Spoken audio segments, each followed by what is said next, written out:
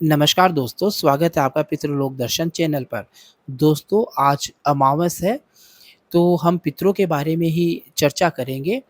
पितृ स्तोत्र का एक अ, मंत्र है, उसको पढ़कर आगे की बात अपन शुरू करते हैं। नमस्य अहं पितरन् स्वर्गे सदा सन्त प्रयन्तिनियान् श्राद्धेषु दिव्य सकले रूपे हरेन् उक्तमे। यह पितृ स्तोत्र का एक मंत्र था। अब मैं आपको यह बताने की कोशिश करूँगा सबसे पहले तो कि जो पितृ स्तोत्र है, ये इसकी रचना कैसे हुई, किसने इसको रचा। बहुत पुराने ज़माने की बात है, पूर्व काल की बात है। रुचि नाम के एक महात्मा थे।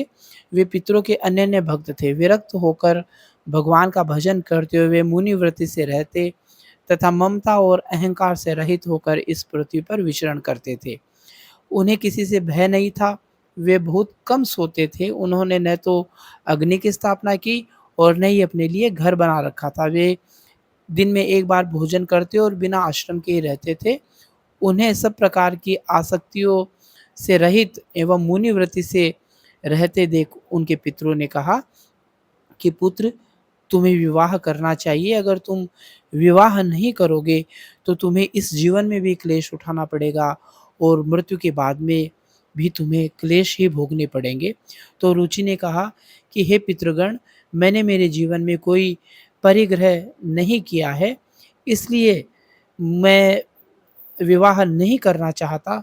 तो पितरों ने कहा कि हे पुत्र, तुम अगर विवाह नहीं करोगे तो हमारा उद्धार कैसे होगा?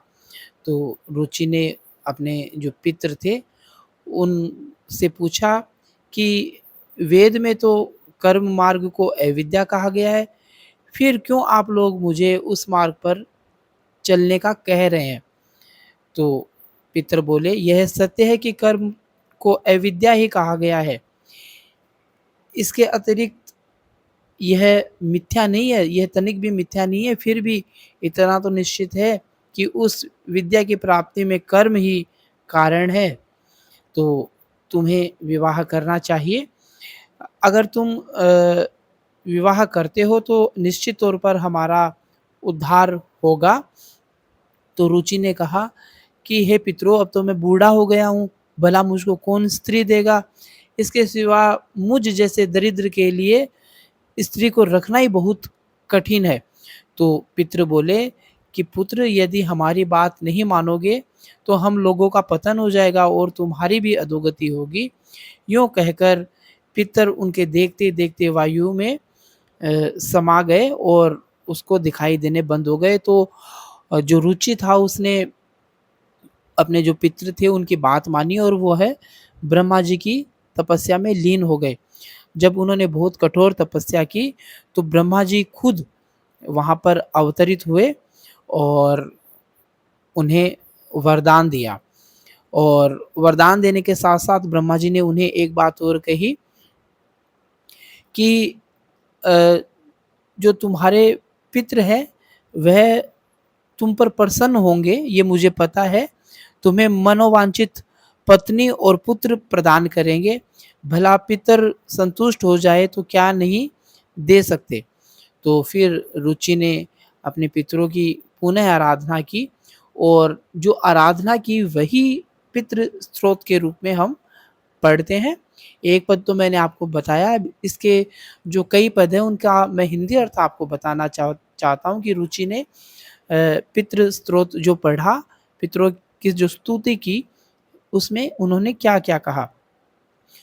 जो सबके द्वारा पूजित, अमूर्त, अत्यंत तेजस्वी, ध्यानी तथा दिव्य दृष्टि संपन्न है, उन पितरों को मैं सदा नमस्कार करता हूँ, सदा नमस्कार करता हूँ।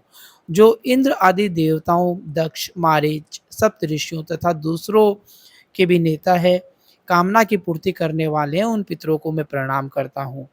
जो मुनि आदि राज ऋषियों, मुनीश्वरों तथा सूर्य और चंद्रमा के भी नायक है, उन समस्त पितरों को मैं जल और समुद्र में भी नमस्कार करता हूँ। नक्षत्रों, ग्रहों, वायु, अग्नि, आकाश और भूलोक में तथा पृथ्वीलोक में भी जो नेता है, उन पितरों को मैं हाथ जोड़कर प्रणाम करता हूँ। जो देव ऋषियों के जन्मदाता, समस्त लोकों द्वारा वंदित तथा सदा अक्षय फल देने वाले हैं उन पितरों को मैं हाथ जोड़कर प्रणाम करता हूँ। प्रजापति, कश्यप, सोम, वरुण, योगेश्वर रूप में स्थित पितरों को सदा हाथ जोड़कर मैं प्रणाम करता हूँ। इस प्रकार बहुत लंबी स्तुति की, कभी मुझे अवसर मिला तो मैं पूरी जो स्तुति है, जो पूरा स्तोत्र है वो आप सभी को मैं बताना चाहूँगा। फिर उन्होंने जब अपने पितरों की रुचि ने आराधना की तो पितृ उससे बहुत प्रसन्न हुए और उन्हें एक बहुत सुंदर पत्नी के रूप में एक स्त्री प्राप्त हुई और उससे फिर बहुत सारे उनके पुत्र-पौत्र प्राप्त हुए, जन्मे और पितरों का जो कल्याण था वो है उन्होंने किया। तो ये जो छोटी-सी मैंने आपको कथा बताई है, इस कथा को मैं बिल्कुल व्यवस्थित तौर पर भी कभी मुझे मैं पुनः कहूँगा कि अवसर मिलेगा, तो मैं एक अलग से इसका एक सेपरेट वीडियो बनाऊँगा। आपको आज की यह जो जानकारी थी पितृ स्त्रोत के बारे में कैसी लगी आप मुझे ज़रूर बताइएगा। और मैंने जैसा कि शुरू में कहा कि आज अमावस है तो आप अपने-अपने पितरों के निमित्त कुछ ना कुछ दान पुण्य ज़रूर करेंगे, उनको याद करेंगे, ऐसी मैं पूरी आशा और विश्वास आप सभी के प्रति रखता भी हूँ। आप इस चैनल से जुड़े रहें, इस चैनल को आप सब्सक्राइब करें और निरंतर ऐसे ही ज्ञानवर्धक जानकारियाँ आप प्राप्त करते रहें। इस चैनल का जो प्रसारण है वो श्री 108 मक्काराम जी पीतर जी महाराज का जो मंदिर चूरू में स्थित है वहाँ से किया जाता है।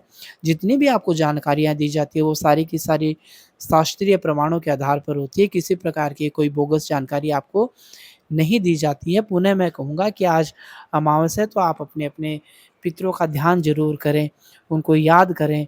तो निश